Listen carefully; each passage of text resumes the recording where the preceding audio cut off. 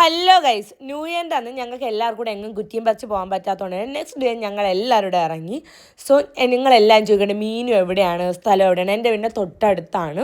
അപ്പോൾ അതുകൊണ്ട് നേരെ മീനാശി വിളിക്കുമ്പോൾ ആ അന്താളിപ്പ് എന്താണെന്ന് വെച്ചാൽ ഞങ്ങൾ പറഞ്ഞിട്ടല്ല ഒരേപോലത്തെ കളർ പാലറ്റ് ഡ്രസ്സ് വന്നത്.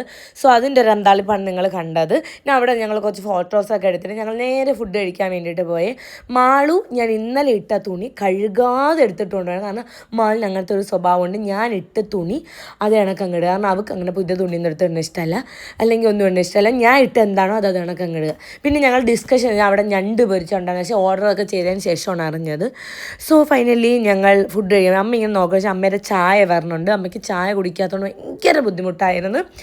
ആൻഡ് കൊറിയൻ വിങ്സും കുറച്ച് ചിക്കൻ വിങ്സ്, പിന്നെ മലായി ചിക്കൻ, പിന്നെ മെയിനായിട്ടെന്ന് പറയുന്നത് മീൻകറിയും പുട്ടും. എനിക്കും അമ്മയ്ക്ക് ഈ മീൻകറിയും പുട്ടിനും വേണ്ടിയിട്ടാണ് ഞങ്ങൾ അവിടെ ഫുഡ് കഴിക്കാൻ വേണ്ടി പോകണം.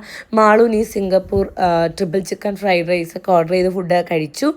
അടിപൊളിയായിരുന്നു. And nice. ഞങ്ങളൊരു ഇളനീർ പുഡിങ്ങിൽ തീർത്തു. ദ മെയിൻ സംഭവം വെച്ചാൽ ഞാനൊരു ചായ കുടിച്ചതിന് ശേഷം എനിക്ക് ലാക്ടോസ് ഇൻടോളറൻസ് ഉള്ളതുകൊണ്ട് തന്നെ എൻ്റെ വയറ് കാലയ്ക്ക് കുത്തി മറിച്ച് ഞാൻ പോണ വഴിക്ക് അത്രയും ലൂസ് മോഷനായിരുന്നു ഗൈസ്. എനിക്ക് എവിടെയാണെങ്കിൽ എനിക്കിപ്പം പോകണമെന്ന് പറഞ്ഞ് അവസാനം ഫൈനലി ഒരു 2-3 തവണ ഞാൻ ബാത്റൂമിൽ പോയതിന് ശേഷം ഞങ്ങൾ നേരെ ഒരു സിനിമ കാണാൻ വേണ്ടിയിട്ട് പോയി.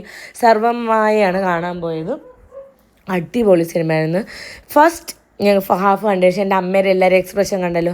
ആൻഡ് സെക്കൻഡ് ഹാഫിൽ എൻ്റെ അമ്മ സിനിമ കഴിഞ്ഞിറങ്ങിയപ്പോൾ എൻ്റെ അമ്മയുടെ മുഖം ഇങ്ങനെ ഇരുന്നത്. കാരണം എൻ്റെ അമ്മയ്ക്ക് സിനിമ കഴിഞ്ഞാൽ എല്ലാവരും ഹാപ്പി ആയിട്ടിരിക്കണം, നടനും നായിക എല്ലാവരും ഹാപ്പി ആയിരിക്കണം, ഹാപ്പി എൻഡിങ് വേണം. പക്ഷേ എപ്പോഴും അങ്ങനെ ആയിരിക്കണമെന്നില്ലല്ലോ ഗൈസ്. അതുകൊണ്ട് അമ്മയ്ക്ക് എന്നെയും ചില സീൻ ഭയങ്കരമായിട്ട് അതിലൊരു സ്പോയിലറാണെന്ന് പറയരുത്, ബിക്കോസ് അതിലൊരൊറ്റ ഹിറ്റ് സീനുണ്ട്.